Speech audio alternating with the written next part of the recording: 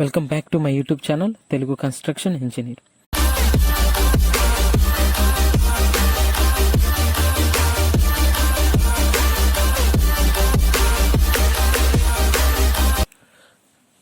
Friends, ఈరోజు మనము ఈ వీడియోలో చాలా క్లియర్గా రైతు భరోసా కేంద్రానికి సంబంధించి క్లియర్గా ఫ్రంట్ ఎలివేషన్కి సంబంధించినటువంటి full details pin to pin అనేది నేను క్లియర్గా ఎక్స్ప్లెయిన్ చేయబోతున్నాను.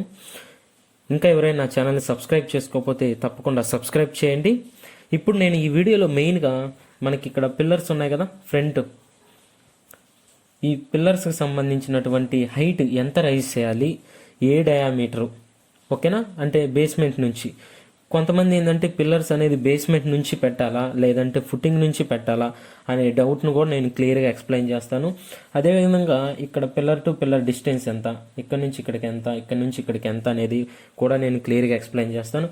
తర్వాత ఇక్కడ పారాపెట్ వాల్ హైట్ ఉంది కదా, ఈ హైటు, తర్వాత ఈ స్లోప్ ఎంత పెట్టాలి, ఈ హైట్ ఎంత పెట్టాలి, ఓకేనా, తర్వాత ఈ గ్యాప్ ఎంత ఉండాలి, ఓకే, ఈ డిజైన్ ఏ విధంగా పెట్టాలనేది, తర్వాత ఇక్కడ మనకి విండో కింద ఒక స్ట్రిప్ ఇచ్చారు కదా, ఆ స్ట్రిప్ ఎంత పెట్టాలి అనేది నేను క్లియర్గా ఎక్స్ప్లెయిన్ చేయబోతున్నాను. కాబట్టి ఈ వీడియోని చివరి వరకు చూడండి. ఇక్కడ చూడండి, ఇది మనకి పాత డిజైన్ అనమాట, ఓకేనా, రైతు భరోసా కేంద్రానికి సంబంధించిన పాత డిజైన్.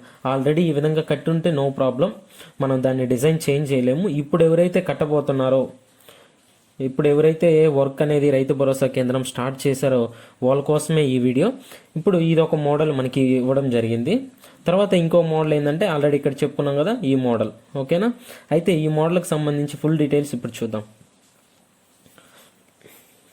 ఇదిగోండి, ఇక్కడ మీకు క్లియర్గా ఎక్స్ప్లెయిన్ చేయబోతున్నాను. అయితే ఇక్కడ మీరు గమనించాల్సింది ఏంటంటే ఇది మనకి architecture plan, okay.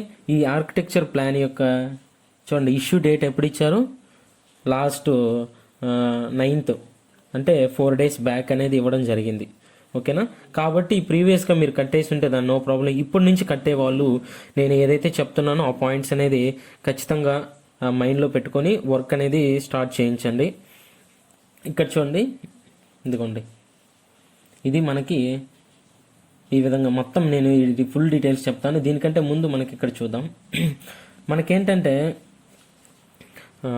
Outer to outer యొక్క బిల్డింగ్ యొక్క డైమెన్షన్స్ ఎంత అంటే 32 feet 3 inches. ఇప్పుడు మనం ఈ డయాగ్రామ్కి సంబంధించి మొత్తము ఫీట్స్ ఇంచెస్లోనే మాట్లాడుకుంటాం, మీరేం కన్ఫ్యూజ్ అవ్వాల్సిన అవసరం లేదు. 32 feet 3 inches outer to outer అనమాట, ఓకే. ఇక్కడ చూడండి పిల్లర్స్ అనేది ఖచ్చితంగా పెట్టారు, ఓకేనా.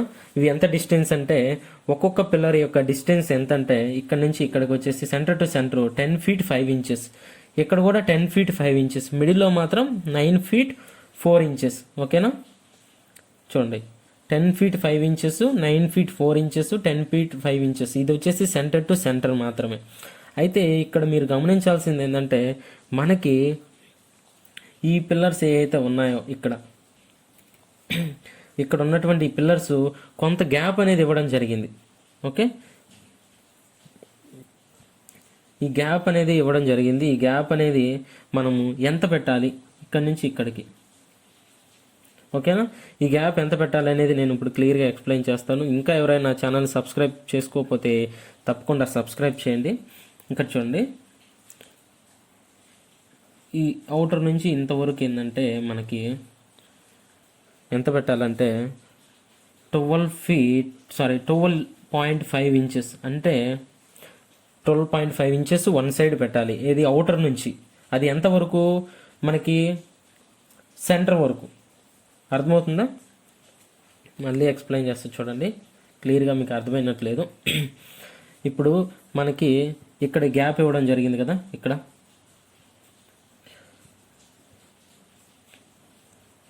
గ్యాప్ అనేది ఉంది, కానీ ఆ గ్యాప్ ఎంతో మనకు తెలియదు కదా. చాలామంది ఏం చేస్తున్నారంటే, నేను రీసెంట్ కన్స్ట్రక్షన్ చూస్తే ఇక్కడ ఉన్నటువంటి రౌండ్ పిల్లరు దీనికి ఈక్వల్గా ఇక్కడ పెట్టారు, ఓకేనా.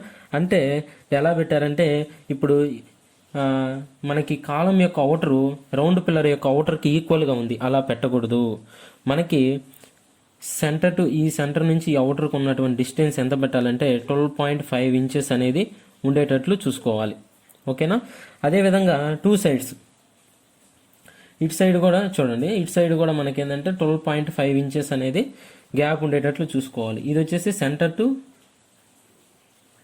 ఓకేనా ఎంత 12.5 ఇంచెస్ అనేది చూసుకోవాలి. అంటే మీరు ఎగ్జాక్ట్గా కాలం యొక్క అవుటర్ ఫేసు తర్వాత సర్క్యులర్ కాలం యొక్క అవుటర్ ఫేస్ అనేది ఈక్వల్గా పెట్టకూడదు, గ్యాప్ ఇవ్వాలి. ఎంత ఇవ్వాలంటే 12.5 ఇంచెస్.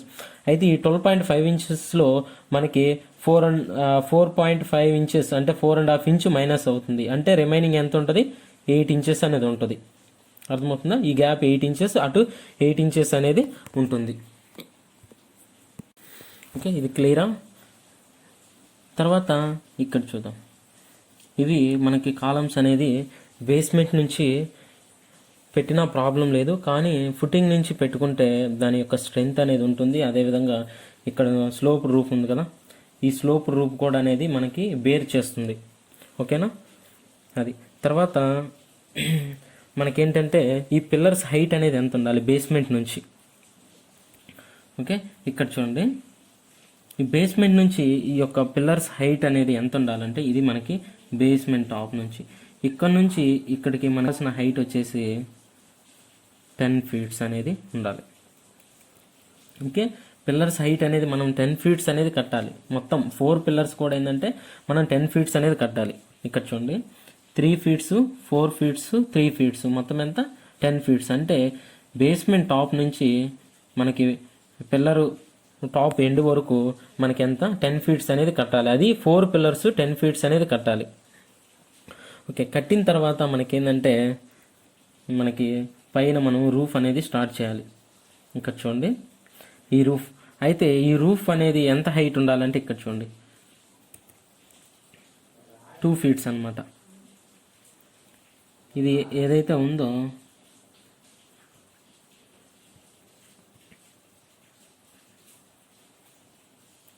ఇక్కడ నుంచి ఇక్కడికి ఈ హైట్ అంటే ఈ హైట్ అనమాట ఎంత ఉండాలి, 2 ఫీట్స్ ఉండాలి. ఓకేనా? అయితే 2 సైడ్స్ 2 ఫీట్స్ పెడతాం, కానీ మధ్యలో చూడండి మనకి ఇంతవరకు కట్ అయిపోయింది. అంటే ఈ రిమైనింగ్ ఎంత ఉండాలంటే ఇది మనకి ఎంత ఉండాలంటే 6 ఇంచెస్.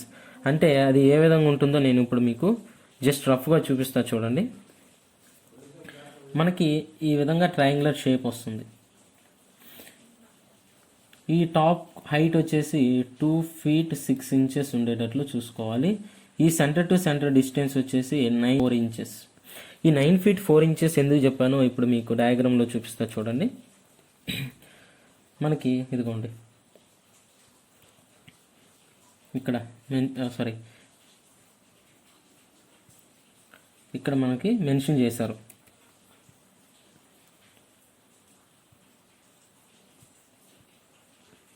నైన్ ఫీట్ 4 ఇంచెస్ అనమాట. ఓకేనా? అది టాప్ హైట్ వచ్చేసి 2 ఫీట్ 6 ఇంచెస్ ఉండేటట్లు చూసుకోవాలి. ఇక్కడ మళ్ళీ మనకి ఏంటంటే సెంటర్లో బీమ్ ఉంది. ఓకే, ఈ బీమ్ ఉండేటట్టు కూడా చూసుకోవాలి. ఈ బీమ్ యొక్క బ్రెడ్త్ ఎంతంటే 4 ఇంచెస్ బీమ్ కట్టాలి. ఓకేనా? తర్వాత ఇంకా దీంట్లో మెయిన్ ఏంటంటే ఇప్పుడు మనకి ఈ కన్స్ట్రక్షన్ అనేది అయిపోతుంది. దీనిపైన మనకి పారాపెట్ వాల్ ఎంత హైట్ కట్టాలి. ఓకేనా? మనకి ఈ పిల్లర్స్ టాప్ నుంచి ఎంత కట్టాలి, తర్వాత ఇక్కడ నుంచి ఇక్కడికి మనకి ఎంత కట్టాలంటే మొత్తం 3 ఫీట్స్ అనేది కట్టాలి. ఓకేనా? మనకి డోమ్ మీద నుంచి 3 ఫీట్స్ హైట్ అనేది ఉండాలి.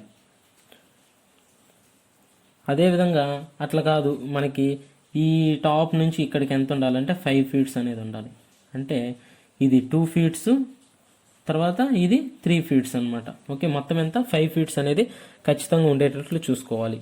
ఓకే, అయితే ఇప్పుడు మనకి ఇక్కడ ఈ డిజైన్లో ఇక్కడ చూడండి, ఈ డిజైన్ అనేది ఏ విధంగా ఇస్తాం. ఓకే, అంటే ఇక్కడ మొత్తం స్ట్రిప్స్ లాగా ఇచ్చారు కదా, అది నేను ఇప్పుడు మీకు చూపిపోతున్నాను. ఓకే, ఆ గ్రిడ్ అనేది ఏ విధంగా ఉండాలంటే ఈ విధంగా ఉండాలి. ఓకే, పారాపెట్ వాల్ హైట్ ఎంత 3 ఫీట్స్, అది ఎక్కడి నుంచి స్లోప్ రూఫ్ పై నుంచి అనమాట. అదేవిధంగా మనకి బేస్మెంట్ నుంచి ఎంత స్లాబ్ నుంచి ఎంత 5 ఫీట్స్ హైట్ అనేది ఉండాలి. అయితే పారాపెట్ వాల్కి ఉన్నటువంటి సైడ్ డిజైన్ అనేది ఈ విధంగా షేప్ ఉండేటట్లు చూసుకోవాలి. ఓకేనా? ఇదండి ఈ విధంగా ఉండాలి. ఓకే, ఇది మీరు స్క్రీన్ షాట్ తీసుకోండి, ఎవరికైనా కావాలంటే ఈ విధంగా మనం డిజైన్ అనేది పెట్టించాలి. అయితే ఇది మొత్తం బాగానే ఉంది. ఇక్కడ మనకి కొంచెం డిజైన్ అనేది ఇవ్వడం జరిగింది. ఇక్కడ ఒక్కసారి మనము ఈ ప్లాన్ అనేది ఒక ఫ్రంట్ సైడ్ యొక్క ప్లాన్ అనేది ఇంకొకసారి చూద్దాం. ఎలివేషను మనకి ఇక్కడ చూడండి, మనకి ఇక్కడ డోర్ టు డోర్ సైజ్ ఎంత ఇచ్చారు, 6 ఫీట్స్ అనమాట. తర్వాత ఇటు 3 ఇంచెస్ ఇటు 3 ఇంచెస్ అనేది గ్రూవ్ రావాలి చుట్టూ మనకి ఎంట్రన్స్ డోర్కి. ఓకేనా, ఇది వచ్చేసి విండో అంటే ఏమంటారు వుడ్ డోర్ అనేది మనం ఫిక్స్ చేయాలి. ఓకేనా, తర్వాత ఇక్కడ చూడండి, ఇది గ్లేజ్డ్ గ్లాస్ అంటే గ్లేజ్డ్ విండో, గ్లాస్ విండో అనేది ఖచ్చితంగా ఫిక్స్ చేయాలి. అది స్లైడింగ్ ఉండేటట్లే చూసుకోవాలి. ఓకేనా, తర్వాత లేదు ఇప్పుడు ఇక్కడ కూడా ఏంటంటే మనం వుడ్ లేదంటే మనకి చైన్ టైప్ వస్తాయి కదా, ఇక్కడ మీకు ప్లాన్లో చూపిస్తా చూడండి ఒకసారి. ఇదండి, ఓకే, ఈ విధంగా. ఓకే, ఈ విధంగా ఉండాలి. తర్వాత ఇది వచ్చేసి మనకి ఏంటంటే గ్లాస్ది మనకి స్లైడింగ్ ఉండేటట్లు చూసుకోవాలి.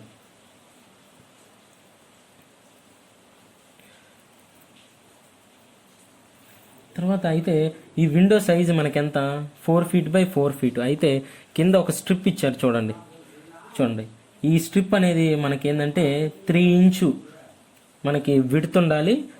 మొత్తము మనకి లెంత్ ఎంత అంటే ఈ 4 ఫీటు, తర్వాత ఇటు 6 ఇంచెస్ ఇటు 6 ఇంచెస్, మొత్తం ఎంత 5 ఫీట్ అనేది ఉండాలి.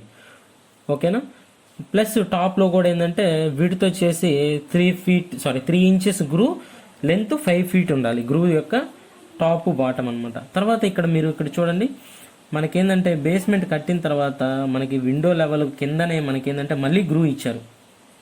ఓకే, ఈ గ్రూ వచ్చేసి 3 ఇంచెస్ గ్రూ ఉండాలన్నమాట. ఓకే, ఇది ఖచ్చితంగా మనము ఈ విధంగా ఉండేటట్లు మెయింటైన్ చేసుకోవాలి. అంతకుముందు మీరు ఎలా కట్టినా అది దాని గురించి వదిలేసేయండి. ఇప్పుడు కట్టేది మాత్రం చాలా జాగ్రత్తగా కట్టాలి, ఎందుకంటే ఆల్రెడీ ఆర్కిటెక్చర్ డిజైన్ అనేది మనకి ఇవ్వడం జరిగింది. అంతకుముందు మనకి ఈ ప్లాన్ అనేది ఇవ్వలేదన్నమాట. తర్వాత ఫ్రంట్ సైడ్ మనకుంది కదా, ఈ ఫ్రంట్ సైడ్ వచ్చేసి ప్లాంటర్ బాక్స్ అంటారు. ఈ ప్లాంటర్ బాక్స్ అంటే మనకి చెట్ల కోసం.